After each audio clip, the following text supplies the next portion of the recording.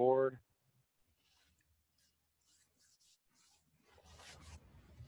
Brian, everything good on our end from the rooms open and whatnot? I'm on record. Yep, we're good. Okay. Like the backdrop you got there, Larry. That's nice, man. Hey, man, we're fancy, you know? Yeah. My computer for some reason doesn't let me do the virtual backdrop, so I've got that Really? going for me during That's during annoying. the At Zoom least you time. got a Yeah. nice style behind you there. You're all right. Yeah, I'm lucky the wife decorates the house nicely, so I've got that going for me. Love that. Awesome. Well, it looks like the room's starting to get full. I think we'll give everyone a couple more minutes to get situated, and then we can get started.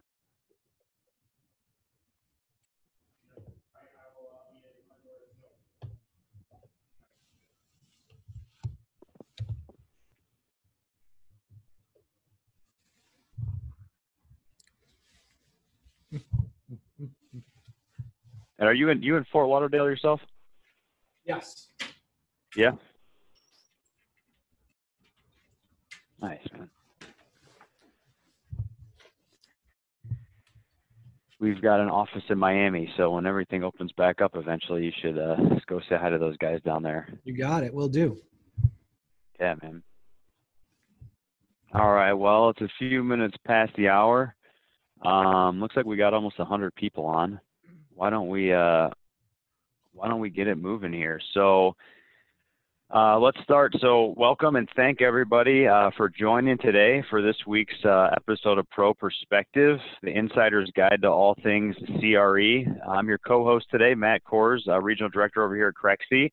And wanted to start just with a quick intro on Crexi. So in case anyone out there is not familiar with us, we are the fastest growing online marketplace for all things CRE.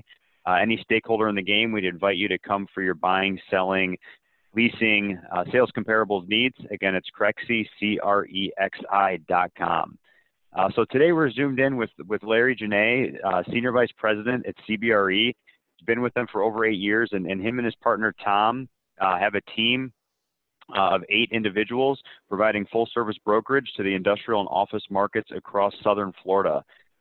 So quick background here I got for you, Larry. Started off as a NAIOP Rookie of the Year and also Industrial Broker of the Year in 2012 and 2016 with numerous accolades, both Industrial Lease Transaction of the Year, Office Deal of the Year. And I actually read an article probably about 2 weeks ago with a 200,000 square foot industrial deal that closed a few weeks back. Newport Beach buyer. I used to live down there during COVID, so I have to assume a lot of other awards and accolades coming with deals like that closing during these times.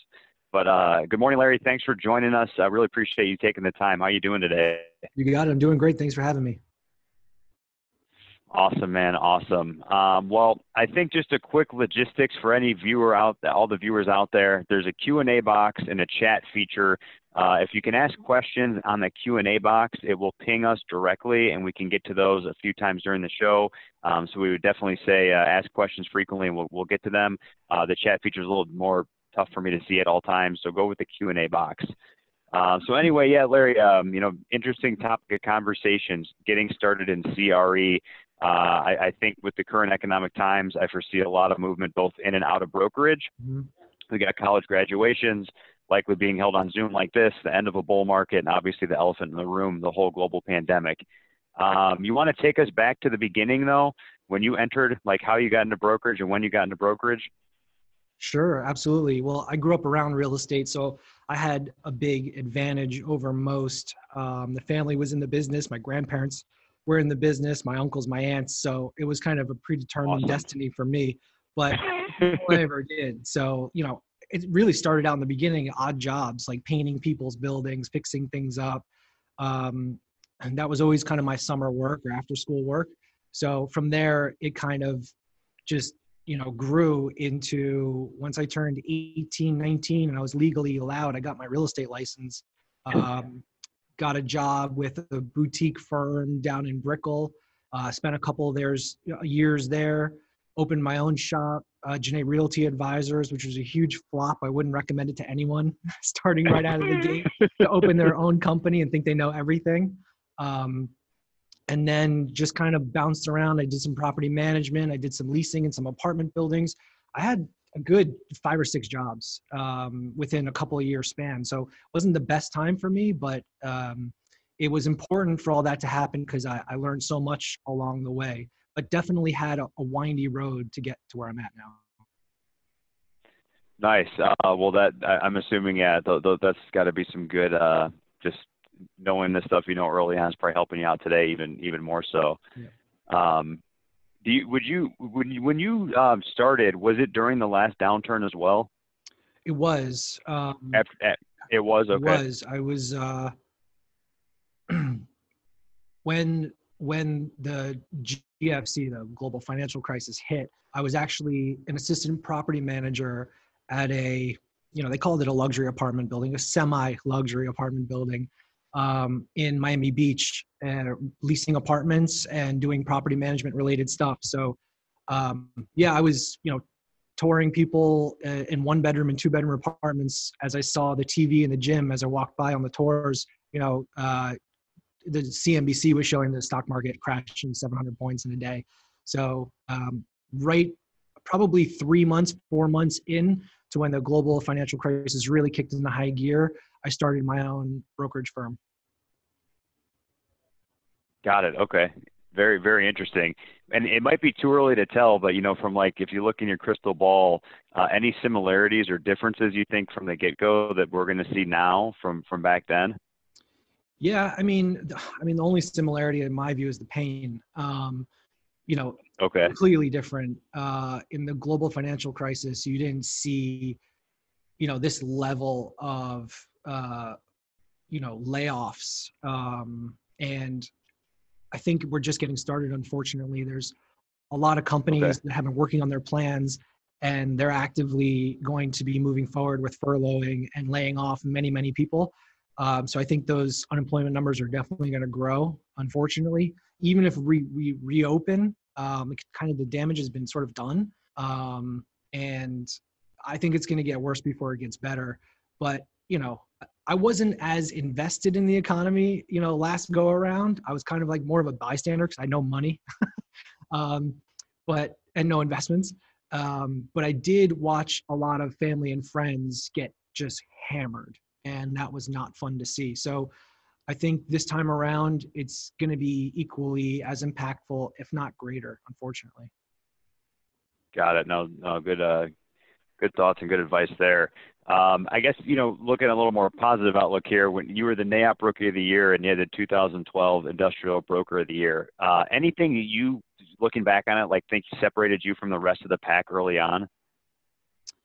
Yeah. One thing most importantly, and that was I was willing to work harder than anyone else around me. I put in way more hours than even Okay. the most aggressive people I knew, whether they were veterans or rookies. So I opened and closed the office for years. And that was intentional. I didn't do it because, you know, I did it for a reason. I did it because I knew that a lot of people were more or less comfortable in their situation, and I could take advantage of that comfort. So, I definitely recommend anyone who's interested in rising through the ranks or getting into real estate now is you really have to focus on outworking the people around you, and it comes down to how much do you want it, right? If Yeah. you want to just do a couple of deals and make a little bit of money, and that's fine. But if you want to really go big, you've got to put in the effort and the work, which you would think is common sense, but it's not.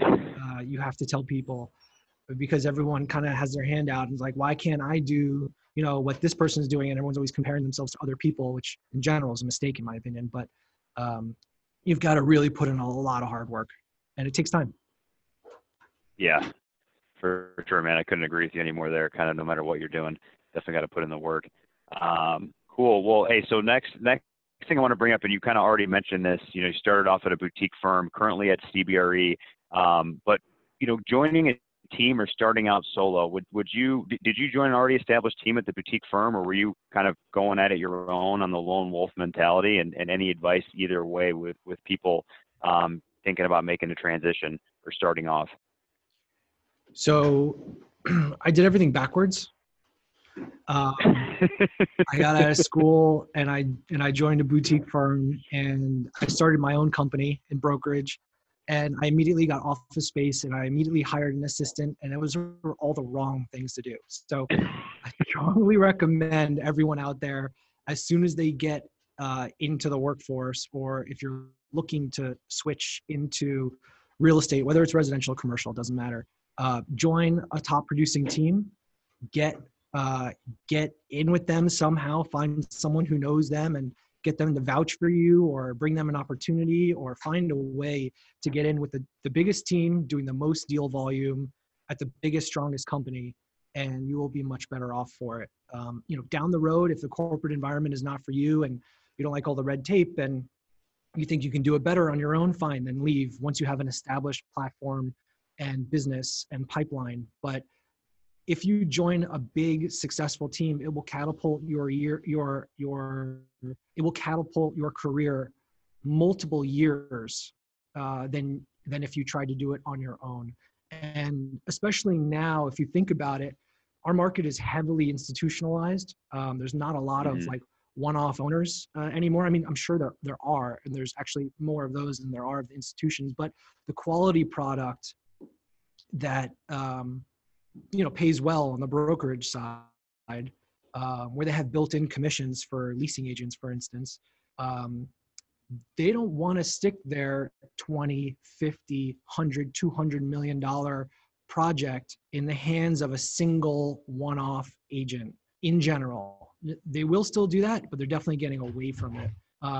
And so it's really important to think about that. Where do you want to go? What do you want to do? Who do you want to be in this business? Because if you're a one-off person, you're not going to get that $1 billion portfolio listing. It's just not going to happen realistically. Unless you're on a big team with a lot of infrastructure, where if you take a vacation, the phone still gets answered. Or if you need to take a leave of absence, the phone still gets answered. You get sick for the day or whatever it is, the phone still gets answered. Your client knows there's redundancy there. Their job is at risk. The asset manager and the owner, their jobs are at risk, both from the investors and from their bosses generally. If you fail in a colossal way, and so you have to think about what their pressure points are and make sure you adjust, what you're doing to help get them as comfortable as possible. And being a part of a big team and a big company is a way to not only catapult your career much faster because there's already deal flow, and you'll be at a higher volume and velocity, so you're learning so much more, so much faster than if you were just doing a couple of deals a year on your own or at a small boutique shop. But also there's that comfort level in that brand and in that team and in that infrastructure that will allow you to win bigger assignments. Yeah, that makes a lot of sense. I think that probably resonates with a lot of people out there too that are listening in. We had a couple questions come in here on the box, so let me look at this real quick. So Sarah says, I'm a new broker. I started with a firm that offers both residential and commercial. Do you find that those types of firms focus more on the residential transactions than commercial? And would you recommend it better to join a firm that only handles commercial transactions versus the residential side? Right. No, that's a great question. I see that a lot. There's actually a lot of brokers in my market locally that work for, the Caldwell Banker, the Remax, the Weichert Realtors, the Fortune International Realties, and they do well on both sides. The residential agents do well and the commercial agents do well. I think what you'll have to ask yourself in that scenario is, how can I get all of the commercial referrals from the residential agents, or how can I get all the, residential referrals from the commercial agents, depending on which side you're on. I think if you can leverage that deal flow and deal velocity for your own benefit, it would make sense to stay and to continue.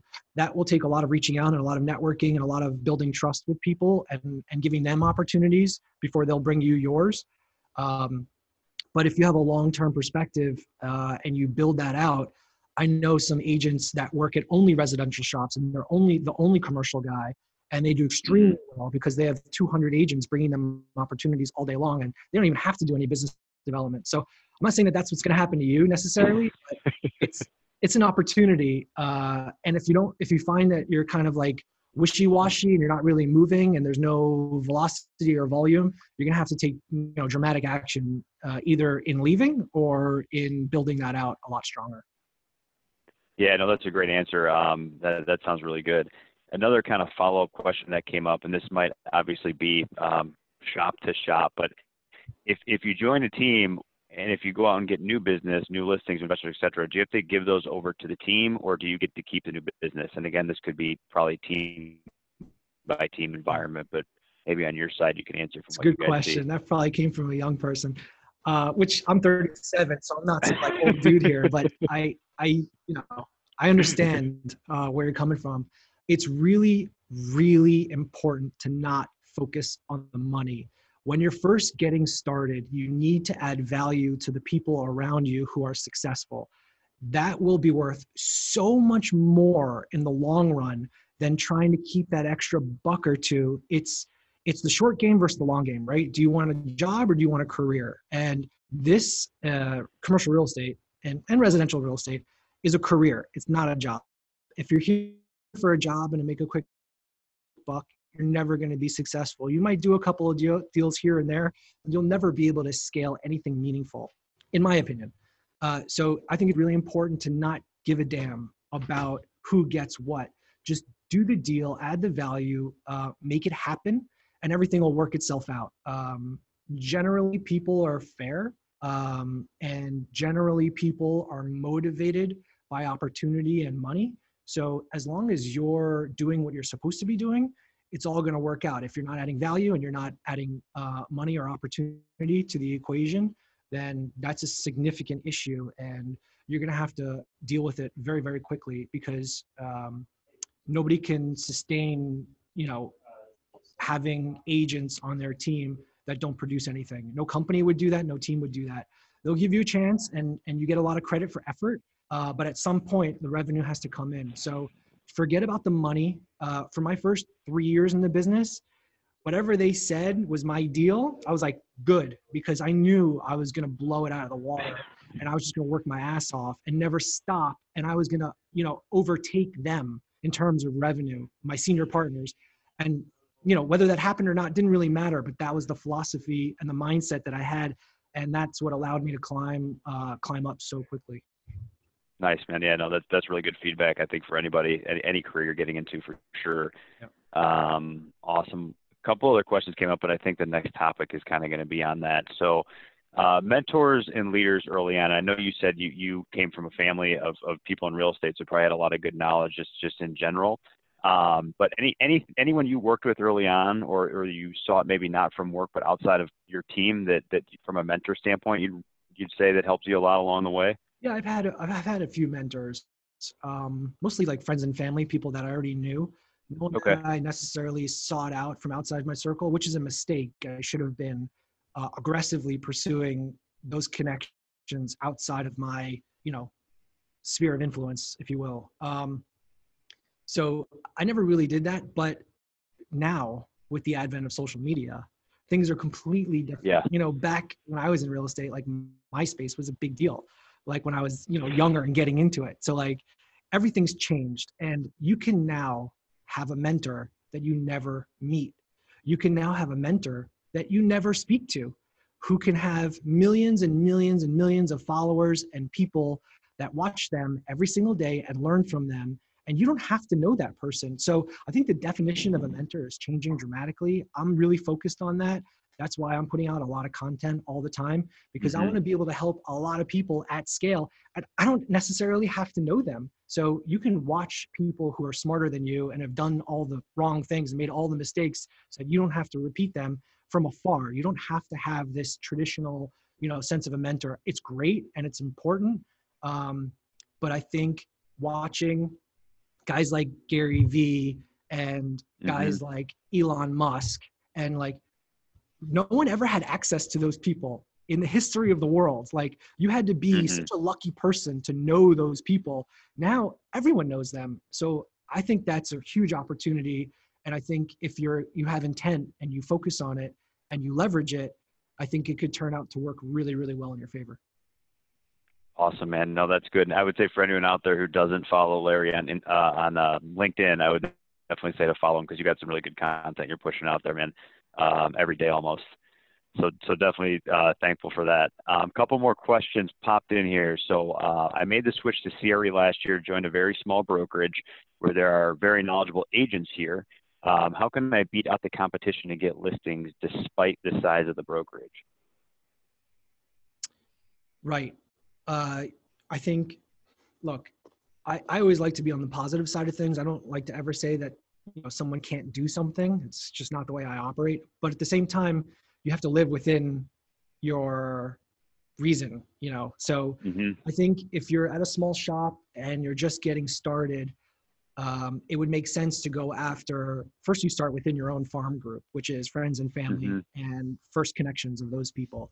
You should be able to get some deals from those people. Like the first deal I ever did was I'm pretty sure I rented an apartment to my cousin. And I think that's how a lot of people start out, whether they want to admit it or not. I have no shame, so I just don't care. So, and the second deal I ever did was I rented a house to a friend of my mom's, and that's how a lot of people get started. So I would just grab business from anywhere that you possibly can, no matter how small or big, get experience. The money really doesn't matter. Just get the experience, get the knowledge, and leverage it for the next deal so you can start multiplying your efficiencies. And if you're at a small shop, I would focus on the area that shop does the most business and has the best reputation. And I would target a specific, type of building or client that the company has some experience in dealing with. So you can leverage that success and that reputation. Meaning if the boss, the broker, just did a deal with a law firm, right? And that deal with the law firm was in the immediate area of the actual brokerage, so you don't have to travel super far. I would start calling up different law firms in the area, or especially law firms that own their own buildings, and start talking about how your firm just represented XYZ law firm in a huge and successful transaction, and they were super happy with your services. You should also consider using our services because of this past experience and successful transaction. So you don't have to have necessarily done the deal yourself, but you have to be associated with the deal in order to be honest about it. So I would leverage the reputation and the platform of others around you that you're allowed to, and use that track record of success, which is why a team is so important and an infrastructure, to catapult your career a lot faster than you would as if you had walked in and just said, "Hey, my name's Johnny. I just got off the street. I just got out of college. I've never done a deal before, but I'd love to do one with you." It's not going to work. You have to add some kind of value. You have to have a track record. People have to trust you and be comfortable with you. So leveraging that track record of those people in your office and your firm is a big deal. Yeah, no, definitely. One thing you brought up there that's resonated with me since I started my career is storytelling. I think that's so important. Obviously, you have to be part of that story in some way, shape, or form. But yeah, I couldn't agree with you more there, man. All right, next topic here, advice for the newly minted. So advice for people either graduating school or changing into CRE. And I know you mentioned this in a couple different ways so far, but what I was going to say, because a couple of questions came in with this too, maybe the three most important things that you remember going through the daily grind early on, because I know the first few months, even the first few years can be a real grind in brokerage. Yeah, absolutely. For me, I was born to do this and I was wired for it. So it was a fit right away. I never felt like a fish out of water. I felt like I didn't know anything, but I felt comfortable in the fact that this is what I wanted to do. And I was having fun. I was always having fun and enjoying myself and learning. And as long as I'm having fun and enjoying myself and learning, you'll keep my attention. The minute one of those things fall off, I'm just like, space cadet, and I'm just not interested. So I think the passion early on, the excitement, the just ferocious amount of learning that I did and loving every minute of that was like pay in and of itself. Like I said before, it's important when you get paid, you got to pay the bills. I understand all that. I'm not trying to negate that. I get it. But the long term is much more important than the next 3 months. It just is kind of irrelevant because in a year you're going to look back and like, those 3 months didn't really matter. So it was tough. It was humbling to know how much I didn't know. But I learned and I read constantly, and I surrounded myself with successful people. And I joined a team that was also very successful. And so, I had intent behind all of that, and I made it happen. Nice. No, that makes a lot of sense. A few other questions that came in here. So, and I think you might answer this already, but like advised to join a brand name team in the beginning career. Person put in there like Ad Properties, C21 or Remax. That might be more so on the residential side, but assuming that that's pretty important, the brand that you're going to go with, whether you're on the residential or commercial side, right? It helps. Look, I'm not saying that you need it. People have done it on their own. There's many successful people who have. I just think it takes longer. And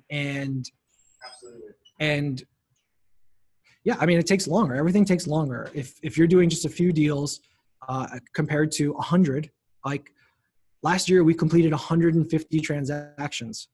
That's more than most brokers do in years. So it's important to decide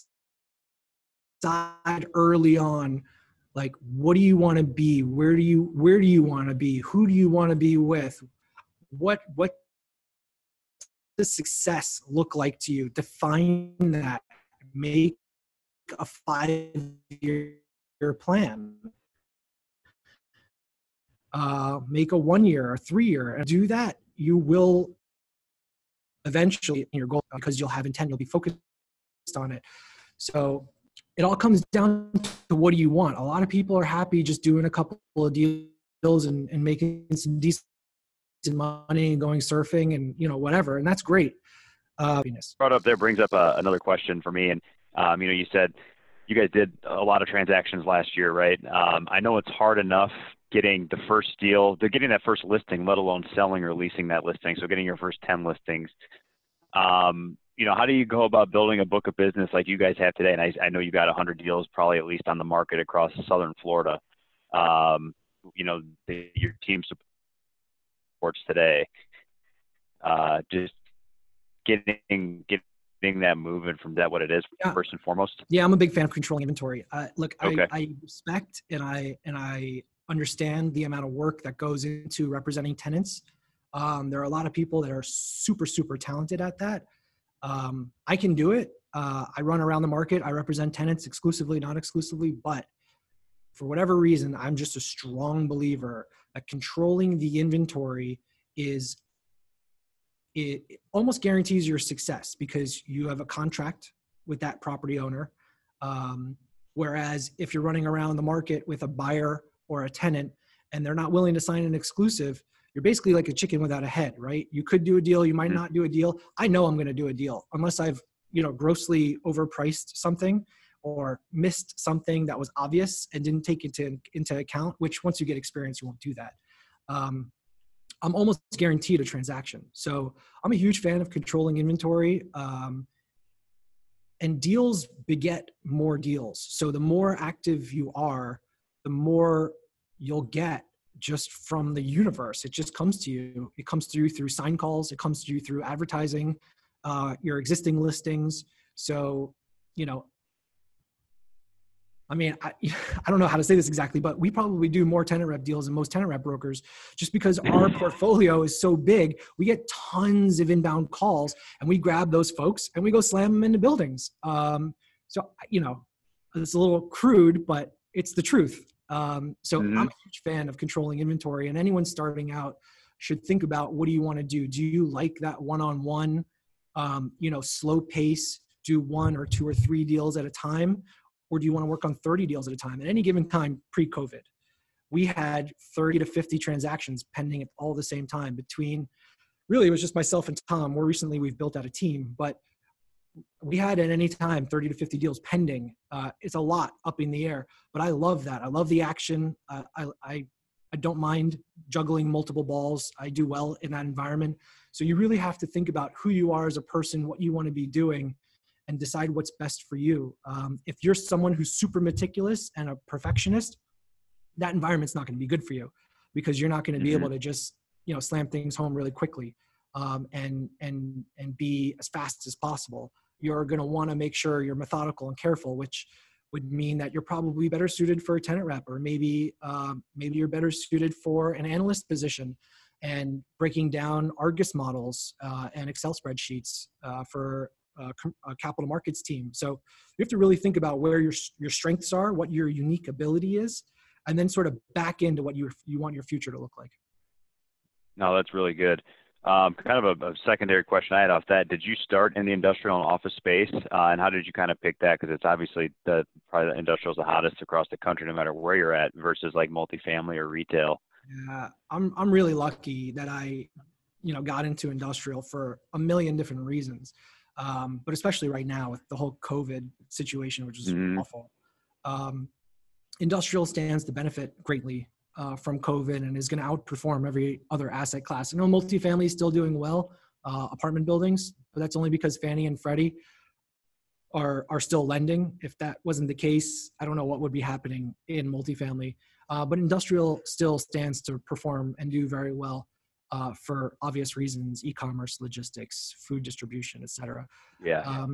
But so no, I started out doing any deal I could. I needed to pay the rent, so I just rented apartments to cousins, and I sent referrals to random people when I got a hold of them and I couldn't do them. My first commercial deal, I walked into my dry cleaners and I said, "Hey, would you be interested in taking another space? I know Opera Tower right down here is brand new and it's vacant. You want to take the retail space?" And he said, "Sure." So I did my first commercial deal as my dry cleaner, just because I asked. Wow. So cool. That was my first deal. And, once I did it, I was like, I'm never going back to residential again. That was way too much fun. So yeah, I started out doing anything I could because I didn't know what I was doing. And then little by little, I decided that I really liked this path more than the other. And I started to focus on commercial. When the global financial crisis hit, I shifted and pivoted, and I started working on non-performing loans, with one-off loans and pools of loans, and trying to sell those off market to investors that had distressed funds. Total chicken without a head, running around like a maniac, no exclusives, no contracts. It was a complete disaster. I learned a lot, but I made no money for all those years. It was terrible. But I learned a lot. So it wasn't until I got back into property management because I needed a job. And then I actually worked with my uncle for a little while, I think he just felt bad for me and gave me a job. And then I got a job at CB after that. So, yeah. Nice. Oh, that's really good stuff, man. The question just came in. I think it might be timely for today. What do you tell a prospective tenant or prospective buyer that is negotiating too hard on a deal? That's a tough one. It's definitely deal by deal, and I'm not dodging, I promise. It's just deal by deal. It depends on, the person, and how stable they are, and how much they want it, and the situation with the deal. I would say that, as a broker, it's our job to make sure the parties come together and a transaction happens within the confines of what everyone's reasonably willing to do. Sometimes you don't always know that up front. It takes, time and effort to get through the weeds of the deal and actually find out what that is. Some are harder than others. A lot of our deals don't close, and, that's okay. As long as you maintain the relationships and do your best. Sometimes things just aren't meant to be, but you really have to go case by case, because, people will say things when there's millions of dollars on the line that they may or may not, believe, in terms of buyers and sellers. So you have to take everything with a little bit of a grain of salt. But at the end of the day, it's your job to bridge the parties and make sure your client is satisfied and happy. And sometimes it's not always an easy thing to do, but it's definitely case by case. And I'm not one of those hard sell guys. I'll never come over the top of you and be like, if you don't do this right now, the deal is dead. That's not me. And I don't think that works. You have to change. You have to flip fear of change into excitement about opportunity. And if you could do that psychologically with someone, you'll be successful most times. Yeah, that's good advice, especially for long-term relationships. I got to assume that that's much better than trying to jam a deal down someone's throat. Yeah, absolutely. The biggest deals I've done, I've chased for 3, 4, 5 years. And these are huge deals with monster commission checks. Hmm. And those things take time, they take patience, and you have to, again, be in it for the long haul if you want to play at that level. It's not going to happen, on your first cold call. Yeah, for sure, man, for sure. Well, I want to be mindful of time here. So a couple other things I wanted to bring up because there's some questions coming in here. So hindsight 2020, and I think you might have mentioned this, just looking back at if there's anything you would have done differently or changed along your path, and it might not be for you, but maybe just like other people that started with you that are not in the industry anymore, any roadblocks or hurdles you'd recommend people not to jump into? Yeah, I mean, I really tried to, and I know it's like a little bit cheesy and trendy to say, but I really tried to look at problems as just an opportunity to succeed. That wasn't always cheesy. That used to be like the way to do it, but now everyone says it all the time. So I feel like it's gotten a little cheesy. But when I'm confronted with a problem, there is always a solution. So if you've hit a roadblock, you're not making any traction at your current firm, or you're not happy with your deal volume, you really have to just go back and start all over, rip everything apart, and create a business plan and do your best to execute on it. You have to have intent, but at the end of the day, it really, in this business, you really don't have to be a genius in commercial real estate to be successful.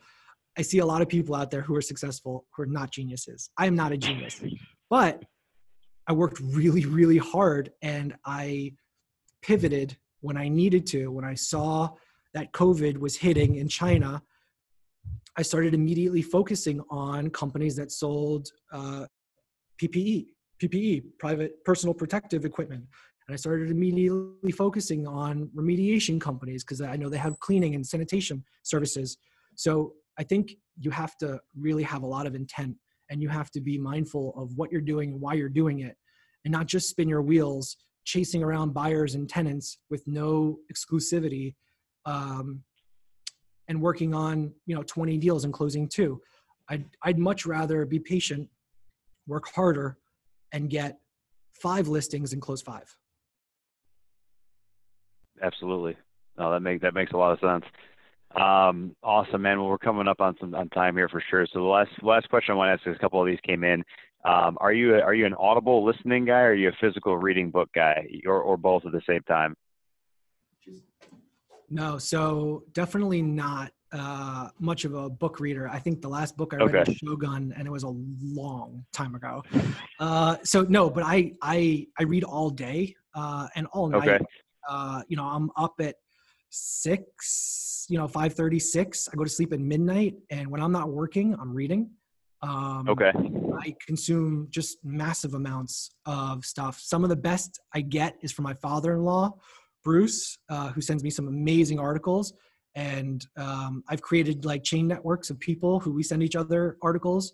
So like CNBC, LinkedIn is amazing. If you are interested in a certain category, like I'm fascinated by AI and virtual reality, mixed reality, augmented reality.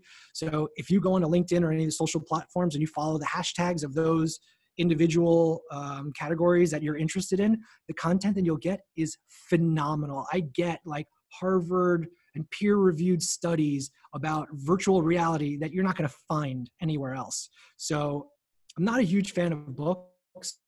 I just never had the attention span for it, but I love crushing articles, and I do that all day. So I look at social media platforms and I'd follow those hashtags. There's also a podcast that I'm obsessed with, which is called Naval, Naval. And there's one episode, which is a compilation of all of the episodes. It's about 3 hours. I've probably listened to it 30 times. It's phenomenal. Wow. Okay. The next question was podcast. So Naval, you said? Naval. Awesome. Really, really good. I will check that out. Yeah. Well, really, really cool, Larry. I think that the last question I was going to ask is just regarding like any particular continuing education or recommended like stuff outside of just getting your license to get for people. I know you're part of NAIOP, so anything else out there, maybe it's local to your specific markets that people are in, just to kind of keep the education flowing and whatnot. Yeah. kind of like against the grain on that whole thing. Yeah. I'm not, I think those associations are fine, and I'm a member of NAIOP, and it's okay. But the best education you're going to get is just from doing deals. Like if you're Just in from real doing deals. estate, Yeah. like you need to do deals, and it doesn't matter. Like take all those hours that you would put into an association and plow that into a deal. Even if you make no money, you're going to learn way more on that deal in those hours than you would in an association. I mean, some are valuable and provide good content. But I just am a huge fan of just being out there, knocking on doors, cold calling, making it happen. And then I think as your business evolves, you'll start to find out what you're interested in, and you'll probably find some associations. I would almost much rather recommend getting involved in charity than getting involved Okay. in an association. If you have the time, donate the time. If you have the resources, donate the resources. But both is preferable. I'm on a board of a charity locally, and I'm involved in many charities locally, but I'm on a board of one specifically, and I'm on the executive board. And I've met the most amazing people, the smartest, kindest, best people ever, who are motivated and hungry, and have done well because they're on a board. It's not cheap to do that. And I've met very high quality people within the charity world. And at the same time, you get to help people and give back, and nothing's better than that. Yeah, man, I couldn't agree with you more on that. I'm fully invested in the charity giving back side of things for sure. Awesome, man. Well, I think we'll wrap it up there. We really appreciate the time, Larry. I know you're busy, so we thank you for the knowledge you're giving us here. We're gonna. This is recorded, so we're gonna have this out in the interwebs in the not so distant future. But yeah, any parting knowledge you want to leave with anybody out there, Larry, as the market shifting and whatnot? It's going to be tough out there for a while. A lot of people are going to be losing their jobs. The market's going to go up. It's going to go down. Real estate prices are going to go up. They're going to go down. But at the end of the day, it's only a moment in time. Eventually, things will sort of normalize, whether that's higher or lower, kind of is relevant. I would say this is the best time in the last decade for you to do something unique and ballsy. And if you are able to start a company, join a big firm, and double down while everyone else has got their head in the sand and they're hiding out, you could go harder, faster, stronger. And I think you'll be rewarded well for it. And if you have the ability to invest, now is obviously a great time to do that. The most successful people I know, their best deals have all come on the heels of a recession. So I know it's scary out there and you might not have the resources, but you've got more capability and intelligence and ability to do things than you think, because we're in America. It's the greatest country in the world. And there's a lot of opportunity out there. So I would challenge everyone to, hunker down, do what you're supposed to do, be safe, but make it happen also. Awesome, man. That's great. If anyone wants to connect with you, is LinkedIn the best way or anything else out there? We had a couple of questions come in about that. LinkedIn's the best. Yeah. Awesome, man. Awesome, Larry. Well, hey, we again really appreciate the time from you today. Everyone that joined us, please stay safe out there, and thank you. And great talk, Larry. Thanks so much, man. You got it. Take care. Yep. Have a good one.